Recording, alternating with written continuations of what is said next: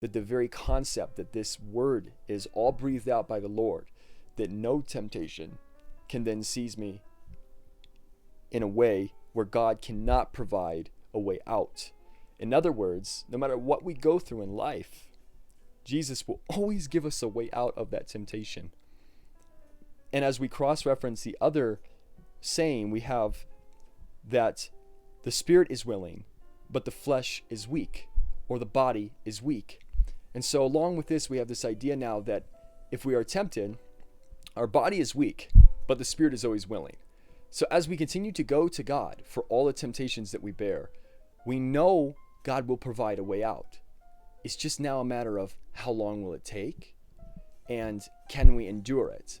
Knowing that the endurance is building the stamina, is building the perseverance, is building our character in the faith for us to then go out and then tackle more things and perhaps be tempted by more things of the world, knowing that the devil is then a roaring lion, always on the search for us. And so as he continues to then bombard us, God's not going to leave his faithful people in the dust. He's going to build them strong so that when the devil then tempts you in whatever context he does, you'll be ready for it because you'll be able to go to God every single time. And now we arrive at the famous James 1:13.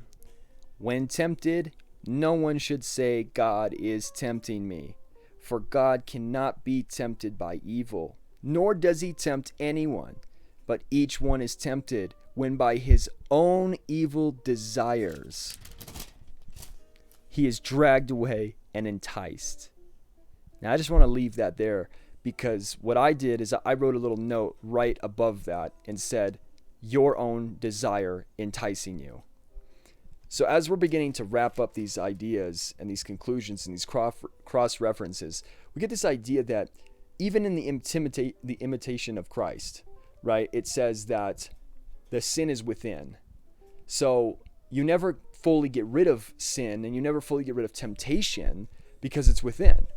And James 1:13 basically affirms that by saying, by his own evil desire, by our own evil desire, by your own evil desire, you're dragged away and enticed.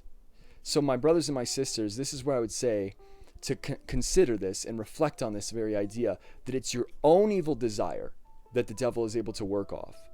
And now for any sort of confirmation in this, for what it's worth, allow me to tell you that for me, this has been the case every single time. I have worked day and night to get rid of certain sins.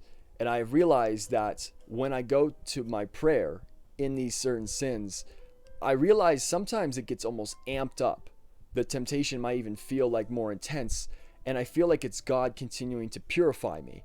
It's God continuing to show me, look, Josh, the reason why it feels so strong is because this is how strong it is inside of you. This is how strong your subconscious views it. This is how strong this is pulling you in.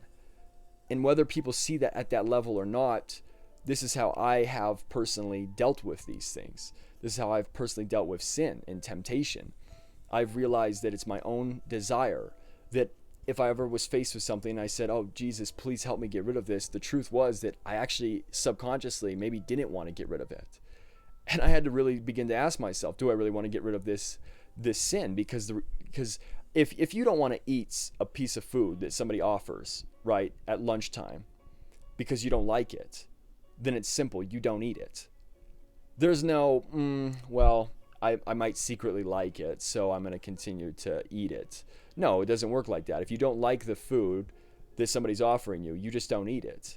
So what is our excuse then when we come around a certain temptation, like let's say pornography, right? Where somebody says, well, I want to get rid of it, but then do you really want to get rid of the pornography? Because if you do, wouldn't you put your foot down and say, okay, let's just completely get rid of it. Let's just rid of it. Why do I even need this in my life? Why should I want to watch it? Why any of these things? And so for me, brothers and sisters, it's now become a value system.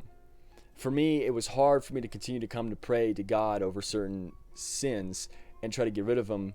For me personally, I almost had to set a value system and say, well, inherently, I want to get rid of, let's say, pornography or things of lust or things of the flesh, because I realized that Christ